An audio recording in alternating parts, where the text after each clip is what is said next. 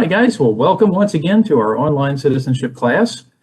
We have now reached week 8, which is this is the last day of the first part of the course.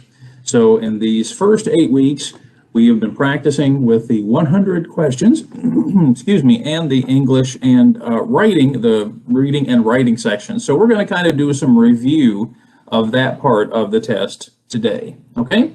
But our first lesson that we're going to discuss and the last questions we're going to look at are from a section we like to call Your Government and You. So I'm going to go ahead and click on the link here, and I'm going to begin. Now, once again, I'm going to read a little bit, and then I'm going to ask some of you to help us out. But I'll start here on the first frame. So I'm going to zoom in here, okay? So first, let's talk about our government, our kind of government that we have. So we have talked about how the Constitution sort of explains, the different parts of our government. We have the executive branch, right, the legislative, and of course the judicial branch. But the Constitution also helps to kind of explain what kind of government we are. So as you can see, we are a type of democracy. In fact, we might call ourselves a representative democracy. So everyone, let's say that together. Representative democracy. Representative. It's a big one, isn't it? Yeah. Democracy. Yeah, so again, there are many different kinds of democracy or democratic governments, but here in the United States, what it means is we elect our government, right? The citizens of this country elect the government, and we also vote for our government officials. But the important thing is those officials represent us in the government. They represent the citizens' ideas, and they represent our concerns. So, for example, anytime we have a particular problem, well, it would be impossible for me, for example, to go and talk directly to the government. First off, I have a job, right? I'm kind of busy.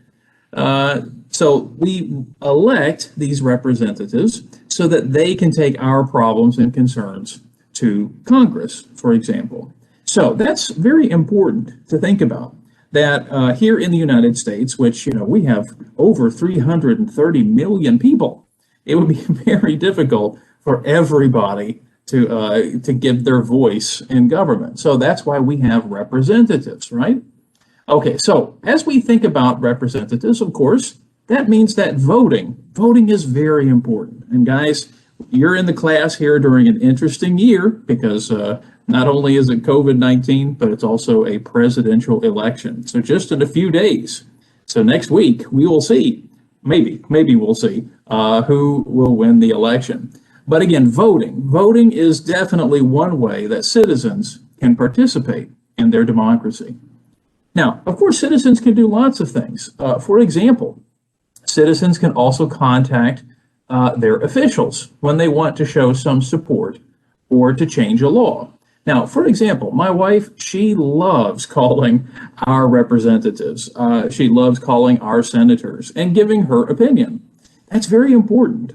Today we think about email and text messages, but honestly, one of the best ways that you can make a difference, one of the best ways that you can give your opinion or voice is to contact your officials directly. So often, again, a phone call is often better than just an email. Now, voting in an election and contacting our elected officials, these are two ways that we as Americans can participate. So I want you to think about that. We can participate in our government in many different ways. We can vote and we can contact those elected officials. Now, again, speaking of voting, because as you know, we're right now in the middle of voting. Many states are voting early. Kentucky, for example, has been doing early voting. But again, that process of voting, of course, is only for citizens. In fact, when we start preparing for the N400 application, that's one of the questions they're going to ask you is, have you tried to vote in an election? And the answer, of course, is no. Because if you tried to vote right now, so you, because you're not a citizen, if you tried to vote, you can go to jail. In fact, in some states, you can pay a lot of money too. It's very serious. So in this case, just remember, you can only vote when you're a citizen. But as you will see this next week, that voting is going to be so important. And that's what I tell all of my students is when you become a citizen, the most important thing you can do is vote. Okay, so once again, we can participate in our democracy by voting and contacting our elected officials. Right now, when we become a U.S. citizen, and this part, again, is a very important part here. If you'll notice the gentleman here, he's got his hand raised. Now, he's not saying hello. Instead, he is doing something very interesting. So when you guys become, we'll answer that in just a moment, Saba. When you guys become citizens, if that is going to happen for you, when you guys become citizens, you will do something very similar, which is you will take what is called the oath of allegiance. Let's highlight that. And we're going to say it together. Okay? All right, everyone, let's say that together. Ready? Oath of allegiance. Everybody. Oath Of allegiance. Of allegiance. Does anybody remember what allegiance means?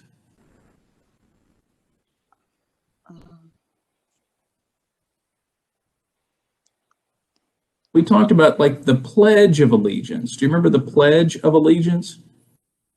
When we would put our hand over our heart Yeah, and and we then would look at the flag. to look into flag and the sing. So what is allegiance? What does that mean?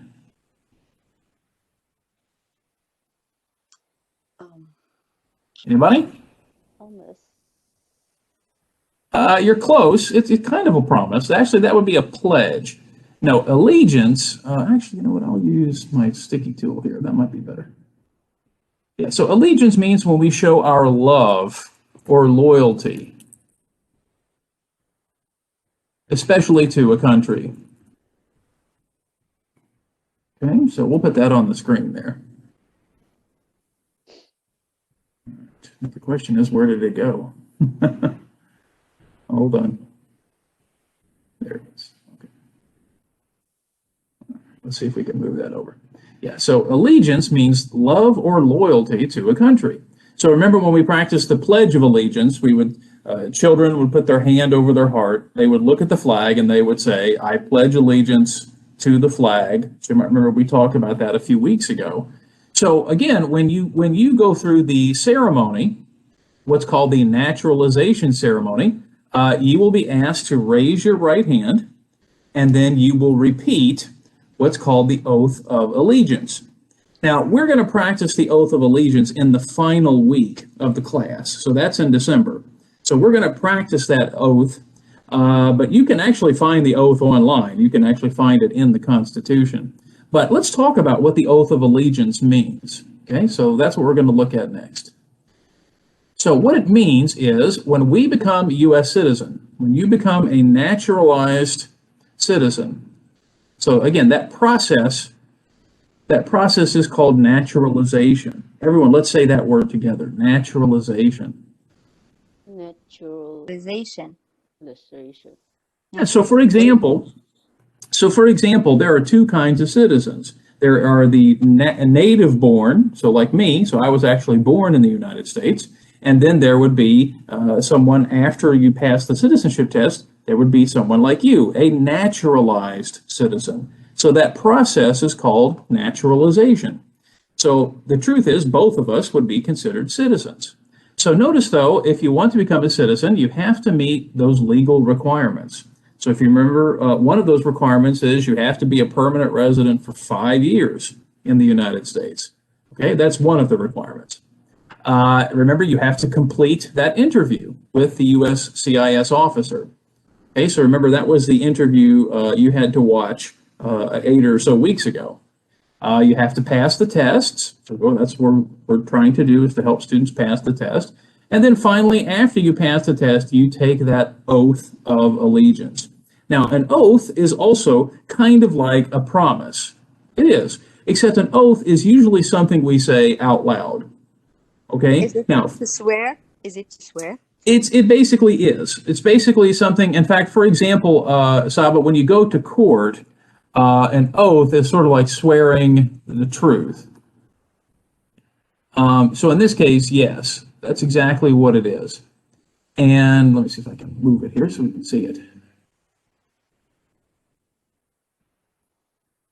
It's hard to move stuff around here. There it is. Okay. Yeah, so when we make an oath, it means we are basically swearing, which is something we have to do in a legal ceremony. So, for example, when you go to court, you often have to swear the truth, right? So, oftentimes you go to the court, you put your hand on the Bible, and maybe you've seen them in movies, right? When they say, "I promise to tell the truth," right? So, in that case, that's what an oath is. It means you're swearing the truth. So, yes, Saba, that's exactly what it is.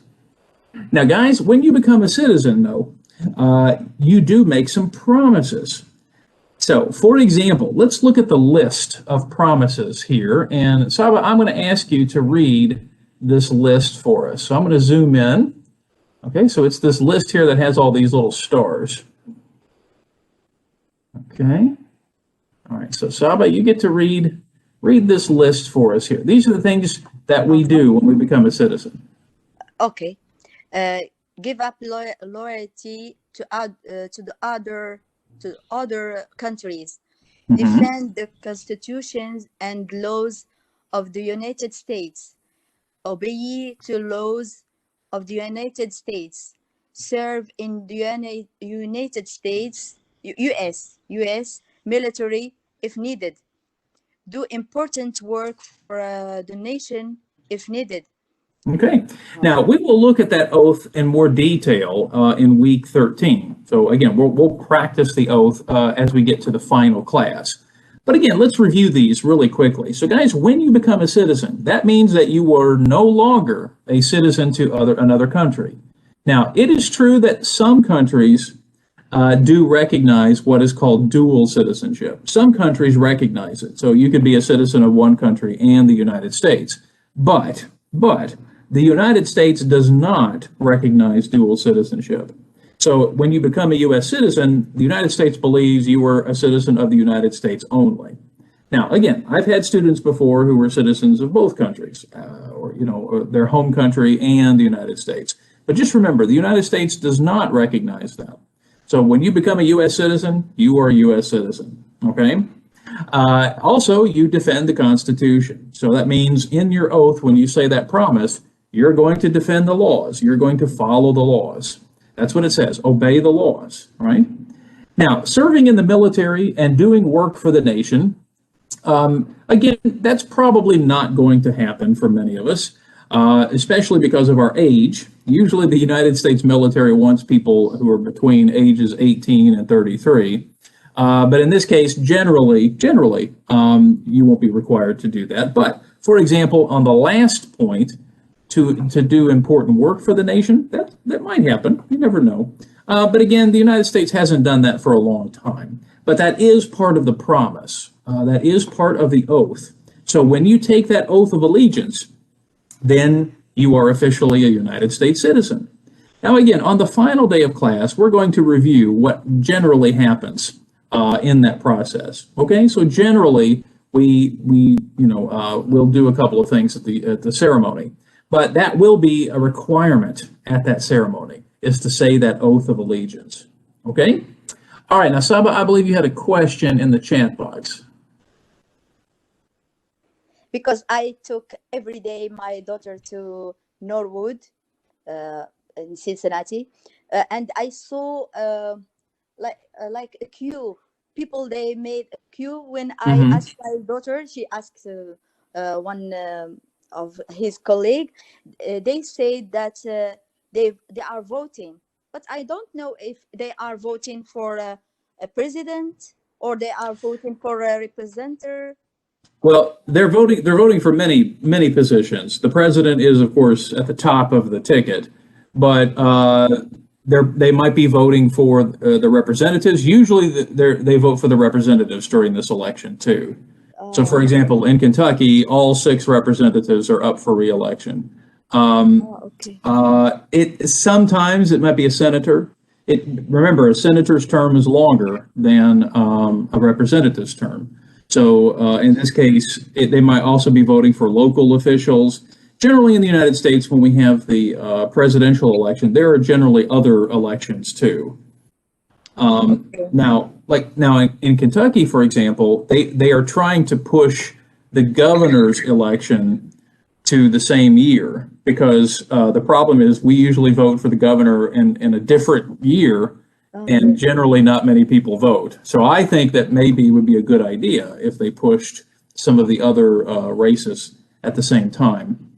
So in this case, yes, the president is at the top of the ticket, but they're voting for other people too. That's Yeah. yeah. Mhm. Yeah, Because as you can imagine. there is a camera and there is a photographer. They take a photo for everyone there, and they follow them with the camera. And I was surprised. I thought that they began voting from this week, but it's not.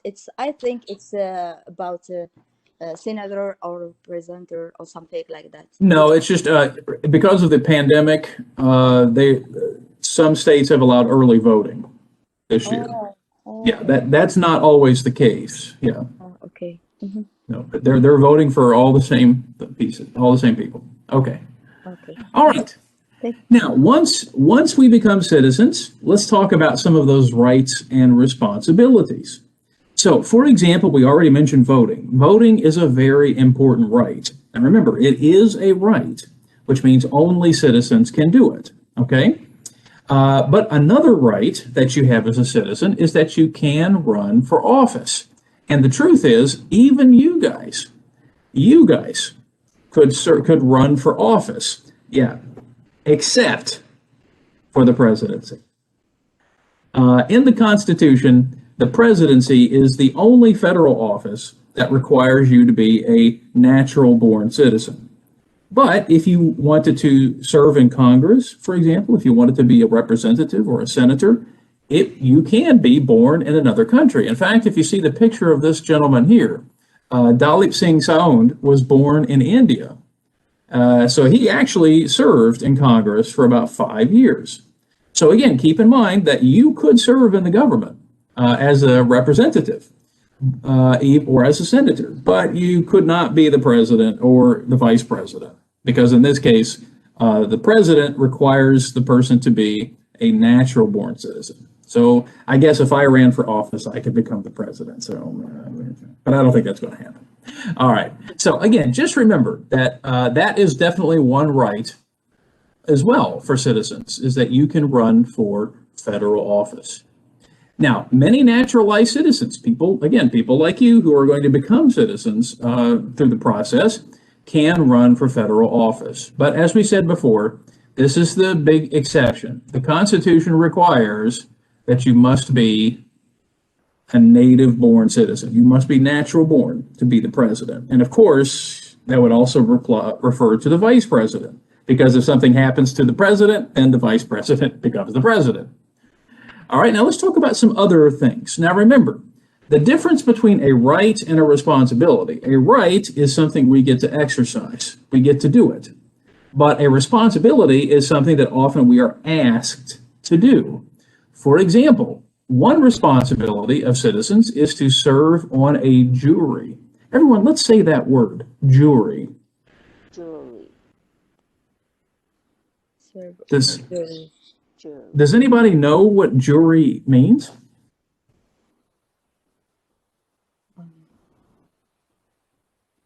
You've probably seen them on TV all the time. Judge? You're close. The judge is the person who kind of runs the court, but the jury is the group of people. It's like a supreme court. Well, kind of. It's the group of citizens, and again, the number is usually 12, to basically sit and judge, kind of to sit and decide the guilt or the innocence of the people who are being taken to court.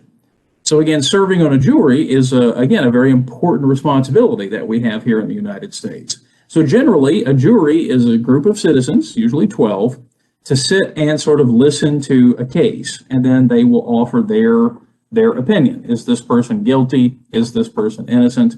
Now, I have not served on a jury yet, but my wife has. So she had to serve. She had to serve on a jury. Like witness? No, the witness is the person who is used to help support the case. If there was a crime or something, then a witness would be there to help. No, the jury is the group of people who kind of are chosen to judge the person who's who's considered innocent or guilty. So again, usually in a movie, if you guys watch those movies, they're usually a group of people sitting in a box. Yeah, they're sitting in a box next to the judge. Yeah. Yeah. Okay, so again, that's a responsibility. So again, generally they will choose you, and then you go and see if you have to serve. So like I said, my wife had to serve on a jury a few years ago.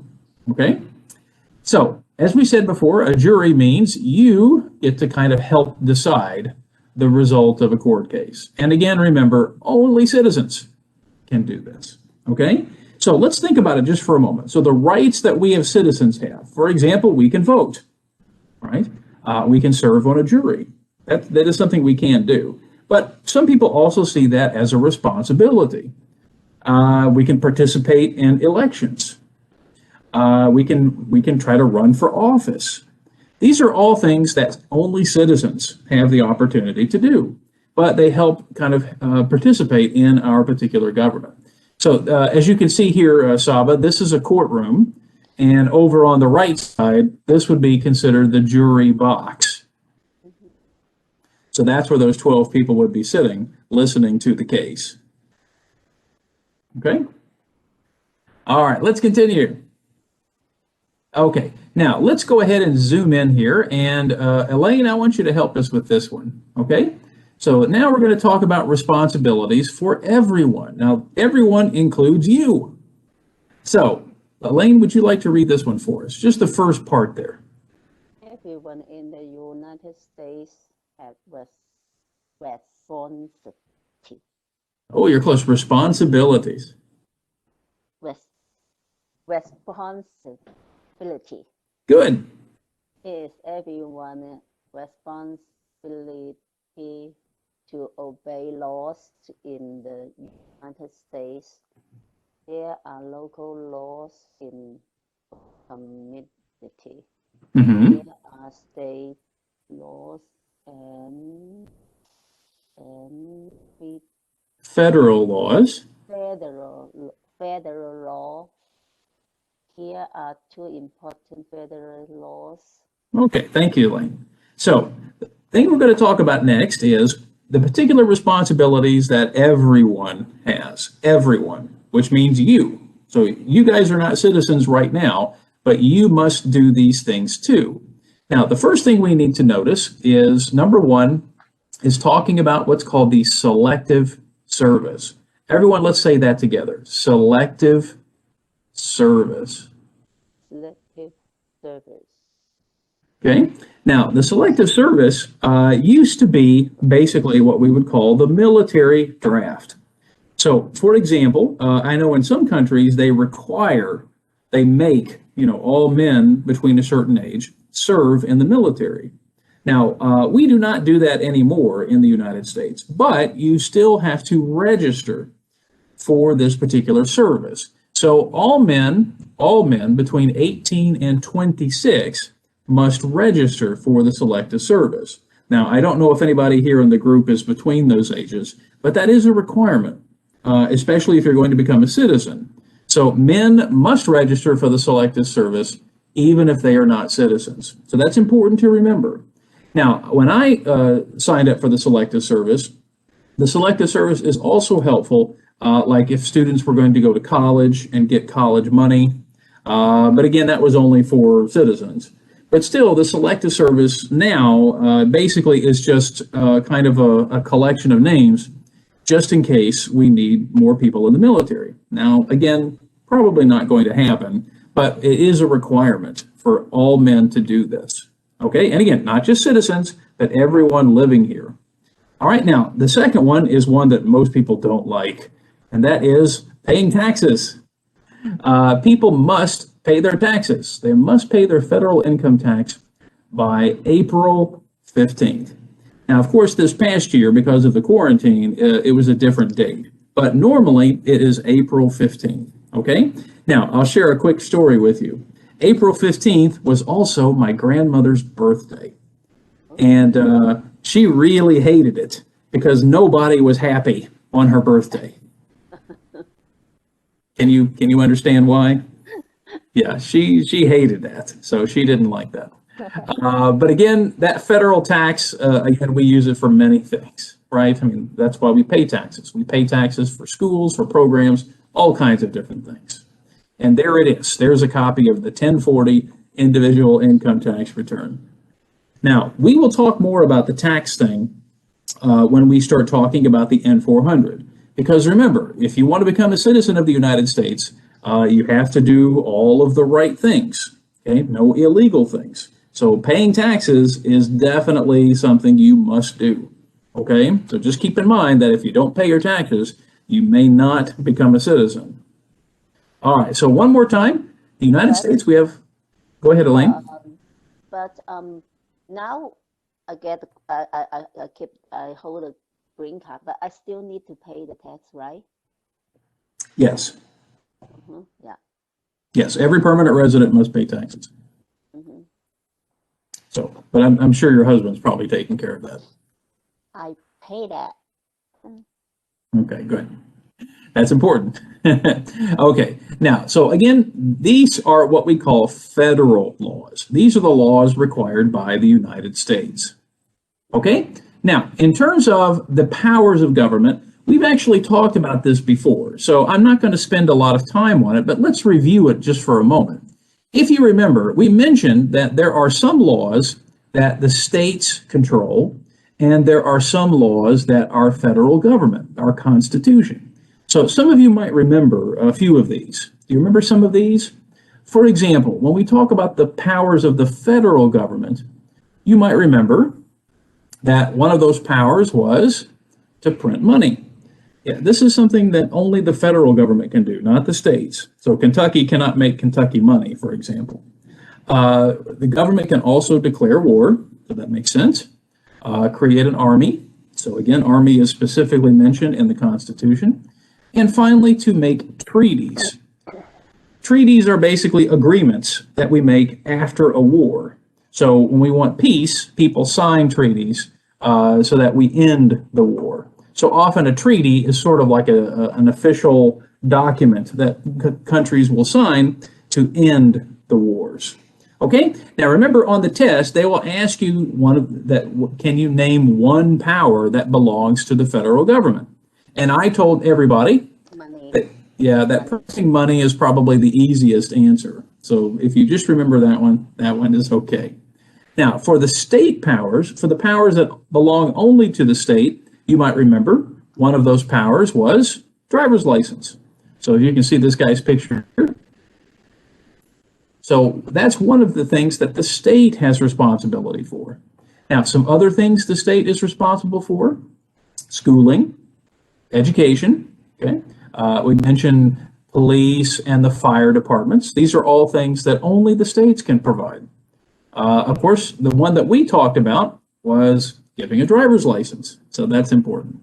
And then finally, we mentioned approving zoning and land use.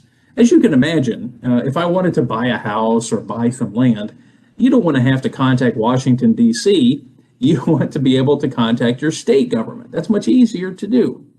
So in this case, just remember that even though we have some requirements from the federal government, some things do belong to the states as well. So just remember, one power the federal government has is printing money.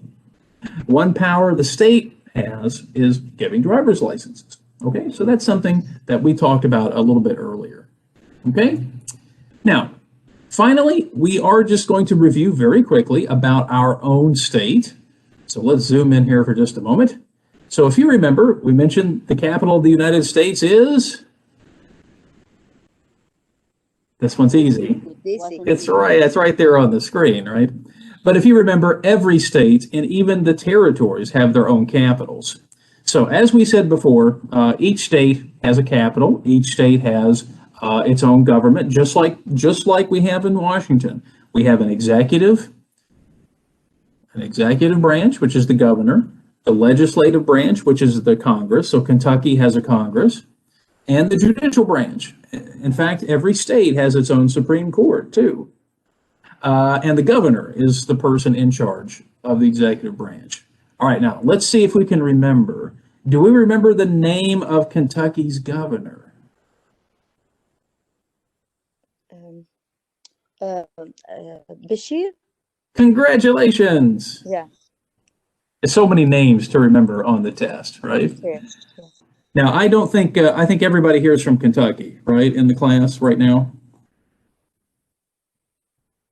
Is that correct? I don't think we have any Ohio people here today. Okay. Okay, and what about the capital? Do you remember the capital of Kentucky? Franklin. Oh, you're so close. Not Franklin, Frank. Frankfurt. There you go. Yeah. Frankfurt is the capital, yeah. So usually I tell students think about Germany, but they do spell it a little bit differently. So yes. So once again, Governor Bashir is the governor, and Frankfurt, Kentucky is the capital. Okay? So yes. Yes. All right. So looks like we've identified all of those correctly.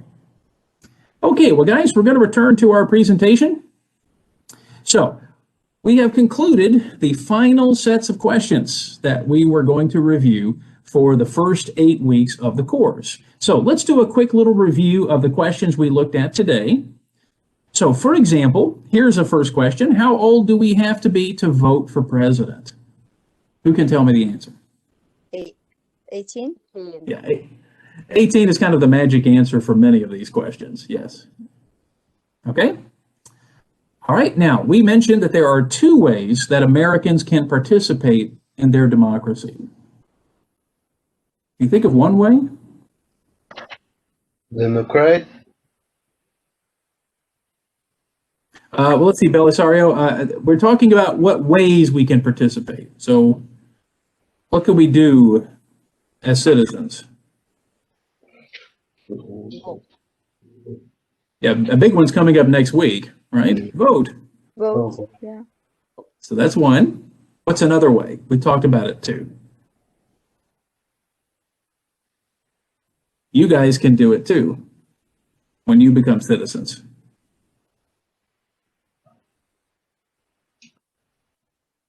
You remember? Well, for example, you can join a political party. Oh. You can help with a campaign. You can participate. You can publicly support an issue. Yeah. Or remember, this was the one we talked about. You can run for office. You can try to participate and become a representative. So usually what I tell students is the first one, vote, and the last one, run for office. Those are probably the easiest to remember. All right, let's try the next question. Oh, when is the last day you can send in federal income tax forms? April 15th. Yes, April 15th. Now, again, this year it was different, but normally it's April 15th. And don't say, yeah, don't say my grandmother's birthday. Yeah, they're probably not going to answer that question. Yeah, okay. Okay, now guys, we mentioned that you make lots of promises when you become a citizen of the United States. Can you remember one of the promises when you become a citizen? Obey Think the about law. that. Okay, so obey the law. That's a good one. Who can think of another one?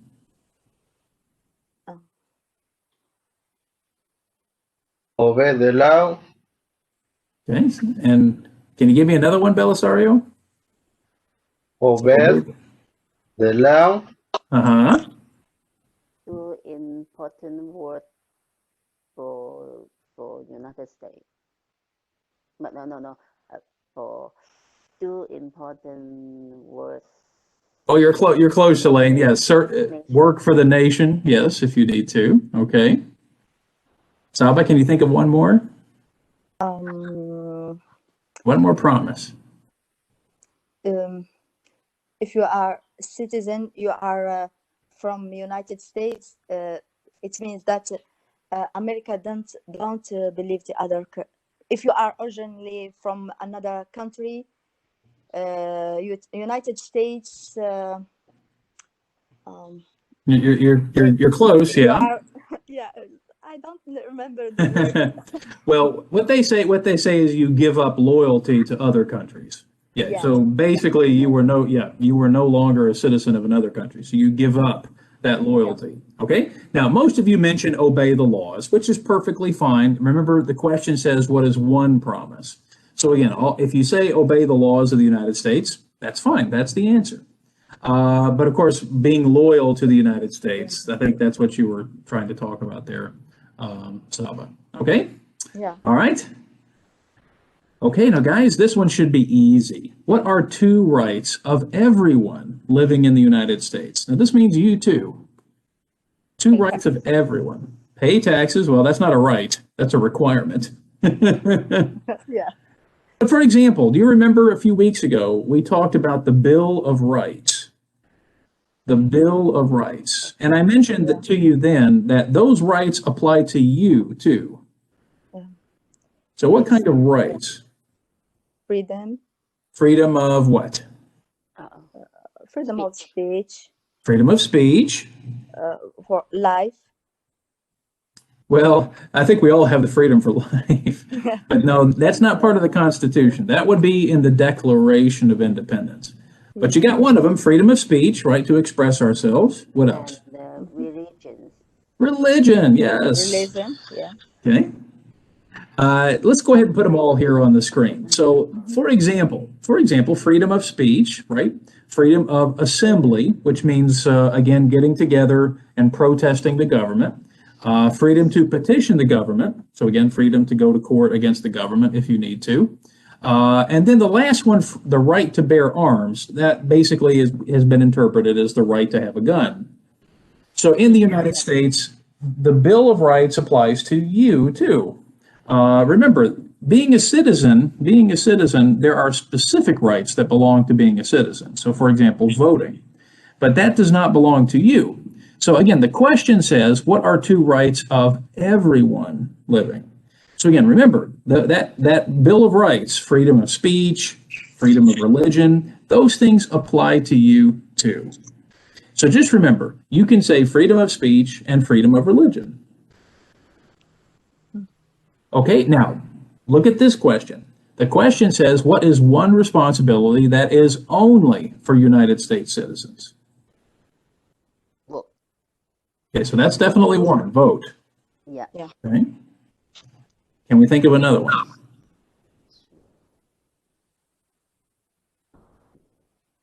You only need one, but can you think of the other one? For federal, it's print money. Well, you don't have the power to print money, Saba. You can't make Saba bucks here. Oh no. Only the government. So it says you, not, it doesn't mean you could do it. Well, for example, remember we mentioned the jury? Oh yes. Serve on the jury, right? Mm-hmm. Yeah, so again, voting, serving on a jury, you just need one. So again, if you say vote, that would be fine. Okay, now this is something we talked about a few weeks ago. So in the Constitution, there are 4 amendments about voting. Now, we have already talked about one of them, which is how old you have to be to vote. So again, how old do we have to be to vote? 18. Yeah, so again, that could be your answer to this question. It's probably the easiest answer, is that citizens 18 and older can vote. Okay? Now, we talked about some other rights for voting. For example, you might remember that you don't have to pay to vote. So again, being a citizen means voting is free. We mentioned any citizen can vote. So remember before, Africans couldn't vote, Yeah. women couldn't vote, Yes, wouldn't it? Yeah. which is also another answer. Women have the right to vote. Yeah. But my advice for this question, the 4 amendments about voting, my advice is choose the easiest one, which is the first one, being 18. All right. When must all men register for selective service? 18. to 26. Yeah, so if you say 18, yeah, 18 is fine. Okay? Okay, we're almost at the end of this review. So can you name one right that is only for United States citizens? This one's easy. Vote. Yeah, it's voting. Yeah. Some of these questions, as you can see, some of these questions look very similar. But if you remember, it says one right that is only for citizens. So in this case, voting would be the easy answer. But you also remember you can run for office. Yeah. So again, there are a couple of questions on the interview that look very similar. Mhm. Yeah.